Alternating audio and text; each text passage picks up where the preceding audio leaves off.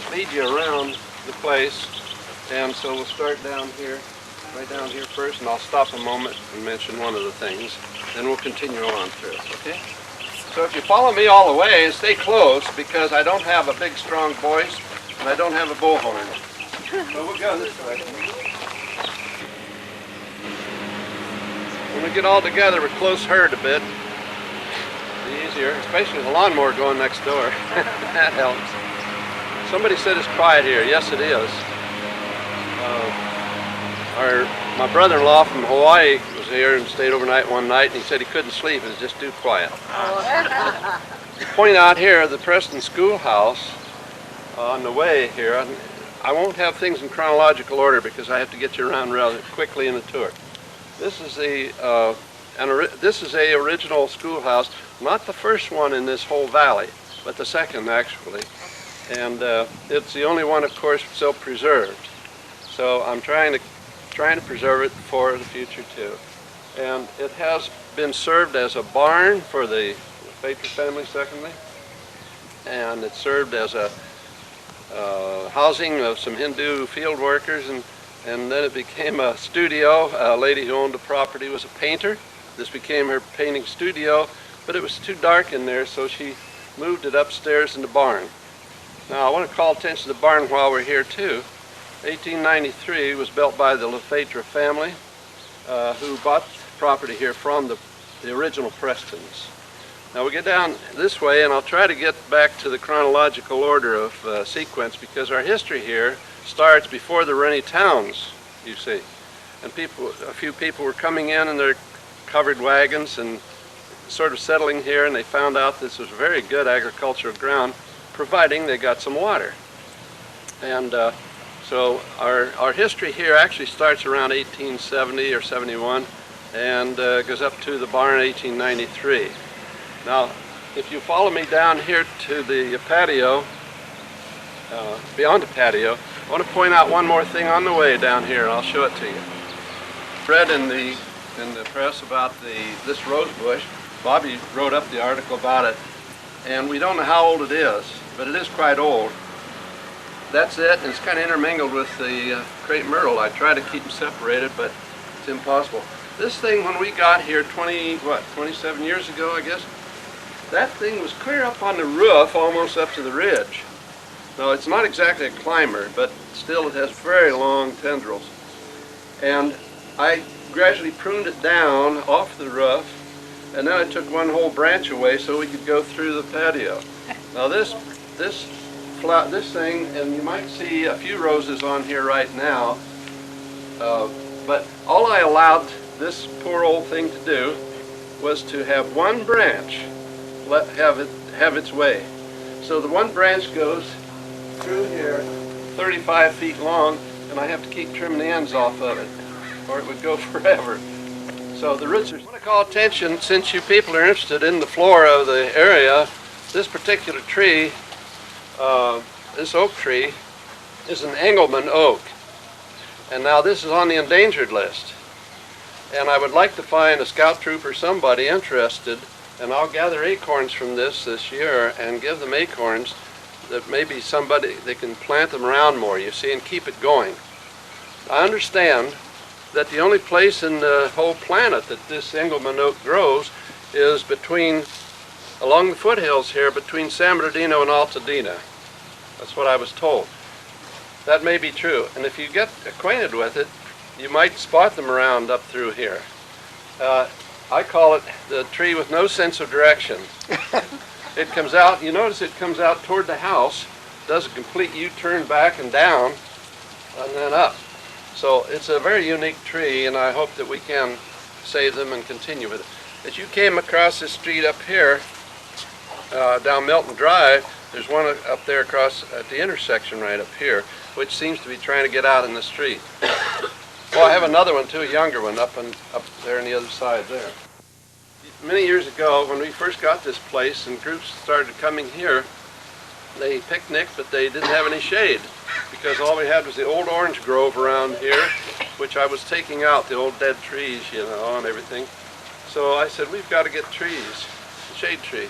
I came home one day, my wife Ruth had been down to where was it? Down to the, where was it? Yeah. Oh, okay. She came home and she told me when I got home from work, she said, "I've got a tree for you today." And I said, "Well, I didn't see it in the yard." And she says, "It's on the dining room table." I said, "Well, it'll be a while before we have shade." But I looked at it, and it was a little thing in a Dixie cup about so big, you know, it was a fir. I want you to come down and see that little tree. It certainly has a lot of pine cones. If you ever need pine cones, come here. But it's huge. Now you can look back and see the Engelmann oak tree, the crown, and I try to keep it pruned and trimmed, and it's a real nice shade tree. Start back at the beginning, I think, where the Preston family came in here in this part of the valley, settled down here on the Foothill Boulevard on this side of the auditorium, and began farming and found it was very good. But as there other people came in here, you see, a few, they would meet on the Sabbath. This was all oak grove from the mountainside clear down through Citrus past the auditorium. It was known as the Oak Grove. On the Sabbath, people didn't work. They came there and met, and they talked about the crops, children, recipes, etc. And in fact, they began to hold a couple of churches, which are the oldest churches in Glendora now. And they met in the schoolhouse at first to hold their first service in bad weather. Otherwise, they congregated outdoors under the trees, which was their custom at the time. Well, there was a big oak tree blight here at one year, and I forget the year, but it wiped out so many of them. And that's why I'm a little concerned about the Engelmann oak. I think that I'm getting my chronological orders out of order, but since we're in front of this house, it's built by the mother of the original LaFetra brothers, etc., that came here, you know, to settle down and farm. She had her nephew come out here, Clint Norton, who came out here. He was an engineer, by the way. He worked on the laying of Atlantic cable, but he came out here afterwards to be with his cousins and maybe get into farming. Well, he wasn't adapted to farming, apparently. He didn't stay long. But he designed and built this house for his aunt. And she and her unmarried daughter and her unmarried son and Clint himself, they moved into the house. It was an odd family, wasn't it?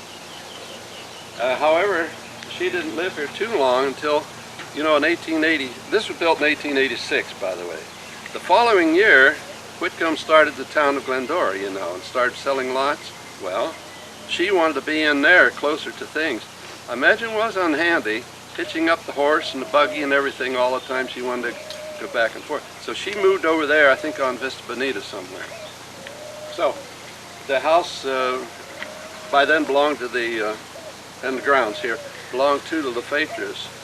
And of course in the late 1880s, well, they got into the citrus grow business too. But previous to that, like other people in the valley here, they grew grains, vegetables, they grew all kinds of things. There was a man they called Potato King who would signify the fact that potatoes were quite a big crop here too.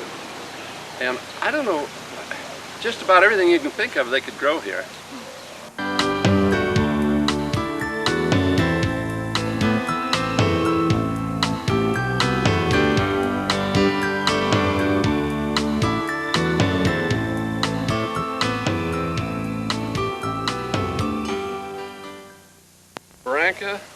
To beyond citrus was the holdings of the homestead holdings of the original the Preston family. Branca to citrus, and then beyond citrus. Oh my goodness! And from Foothill Boulevard halfway up the mountain, roughly. They didn't have boundaries, you know. Yeah. And Preston was he went to Sacramento and attempted to try to get the Homestead Act here. You see, because they were squatters. And then he went, I understand, he went clear back to Washington, D.C. and lobbied around trying to get, and they got the Homestead Act open here. So I kind of give him credit for having really helped a lot. Yeah. Because you see, although California became a state in 1850, Washington didn't pay a whole lot of attention out here, the West Coast. So they did send the Army Corps of Engineers out here. They used baseline, as you know, and went north and then south and all this and laid it all out. Well, there was government land, although Dalton figured he owned everything around here, but he picked up Spanish land grants, which weren't valid, you see. So they had this big battle from then on. The point is, now the squatters could legally own their ground here. And that's what happened with Preston. And you'll be over here soon at the original cemetery over here. And I'd like to call it the Preston Cemetery as well, because he donated the ground for that. He was a wonderful community-minded man. And I like to point this out particularly to the young people, you know, how much good he did here for us, and we followed along suit. So we benefited by the Preston family a great deal. So didn't they move that house that Okay. Yes, as I said, I rescued this original cabin of around 1870 or 71, brought it up here in sections, and then put it back together, you see. Now, there was about 3 coats at least of paint on this section here, but I took it all off in order to show the original redwood, as you recognize the gray color. And also it shows the saw marks. Now this wood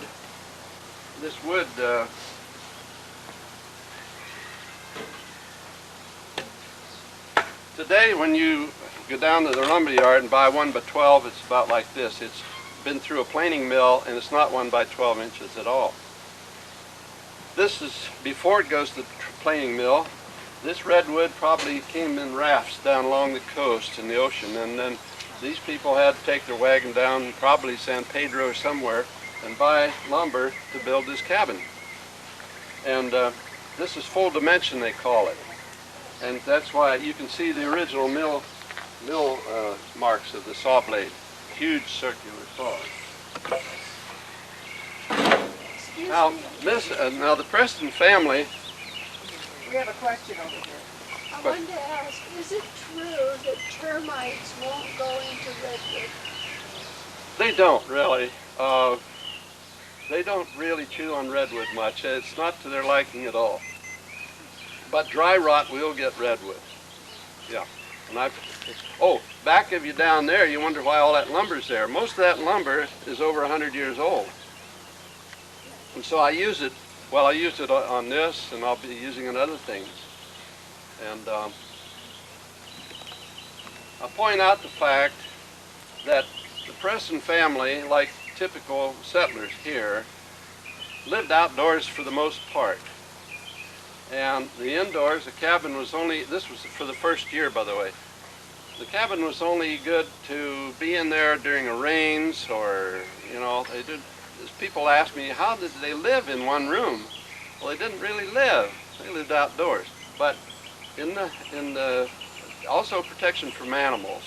Because remember, right here were bear, deer, lions, and of course the smaller animals. And up here, when you pass, you'll see I have a few of the old traps here that indicate how you could catch coyotes or bears or whatever. And Mrs. Preston would do her laundry outside typically, and so I have a few things here indicating that. The wash tub and the rack and so forth. You know, they didn't bring too many things out in the covered wagons.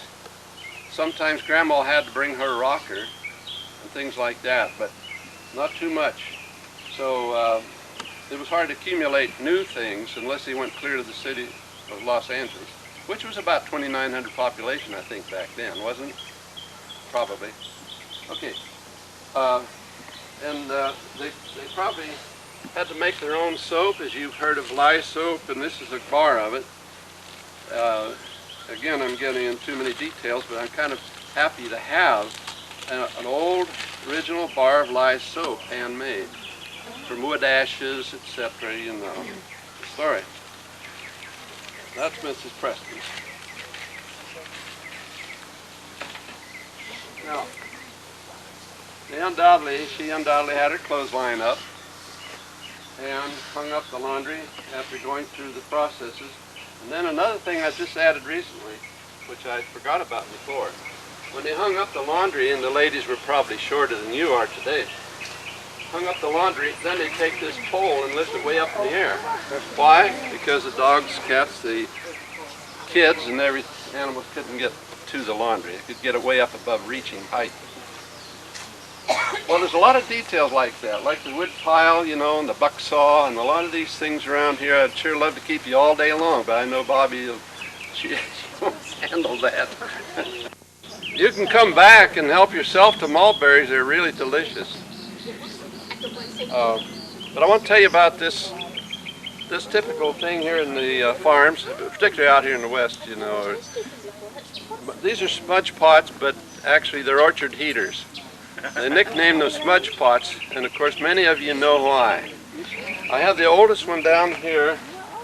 It was just a little thing. Somebody said they burned charcoal in it. I doubt that, but it was just a little like a stove, and it has a grate in the bottom. So you build your little fire and you got a little heat, but not a lot.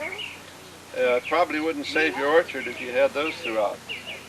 A man by the name of Shue, who I don't know if he was the first one to get the patents, but he started building smudge pots like this.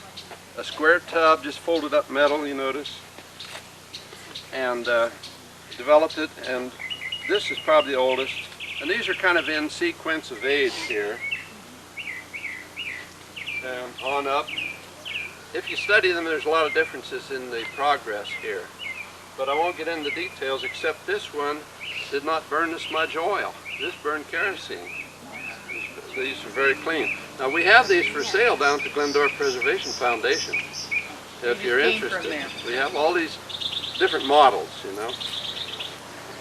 And they go up to here. Now, they used to nickname this one the beehive. I don't know why. This has a return stack, you know, like on your automobile, and this is the only one that's legal today in most counties. This right here I'm real happy about because I didn't even know what it was. I don't even have original magazine advertisements, but that is the smudge pot wheelbarrow. Even if it's full and heavy, you can still move them around very easily with this.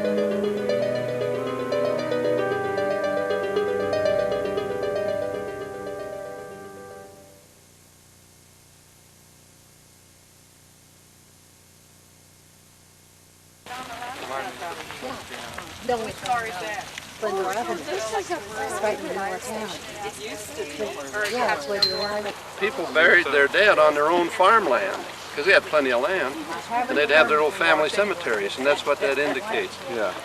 A man up here was a woodcutter on the mountain up here, and he didn't have a farm, and he cut wood and sold to people down who were coming in the valley here.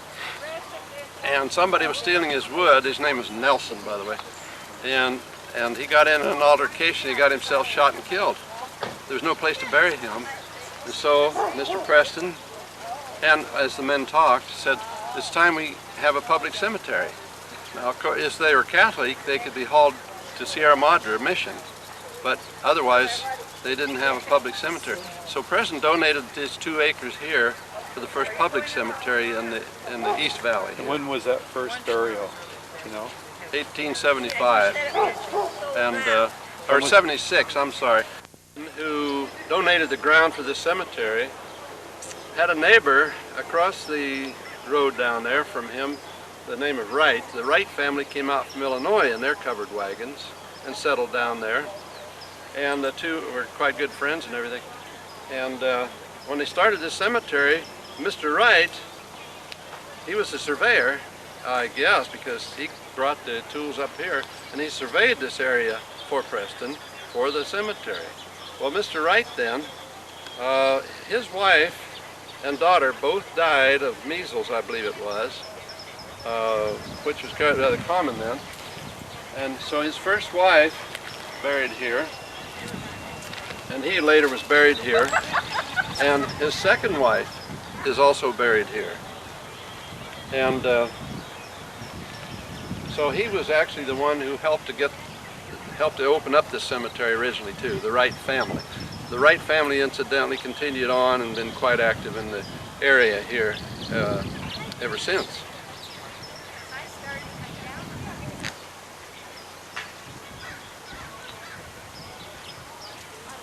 When the Doherty family, which are rather large by the way, I guess, they decided to come here into California, and they formed this wagon train.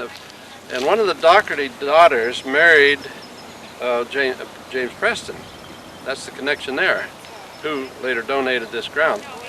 Also, another Doherty daughter married Walter Knott of Knott's Berry Farm.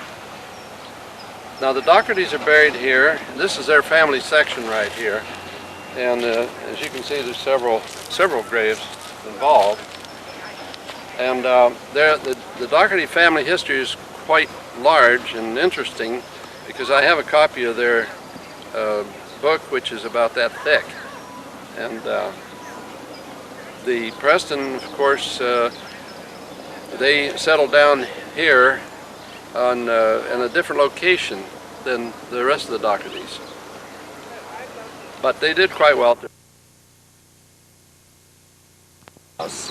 Oh, you found one? I found a whole one. Yeah, oh good, you're fortunate. Every spring the rains come down through and unfortunately it erodes the ground and graves and everything too. Sometimes buries a headstone. But it reveals these shells, and I've counted, I think, 3 different types of shells. Oh. Now, how did they get here? Why are they here, and why do they get uncovered with the rains? I read an article by an archaeologist who claimed that this San Gabriel Valley here was covered by the ocean at one time. And if so, perhaps there must have been a real good bed of crustaceans like that up in this area, because they do turn up every spring. And so we don't know. I think that that's perhaps from that time.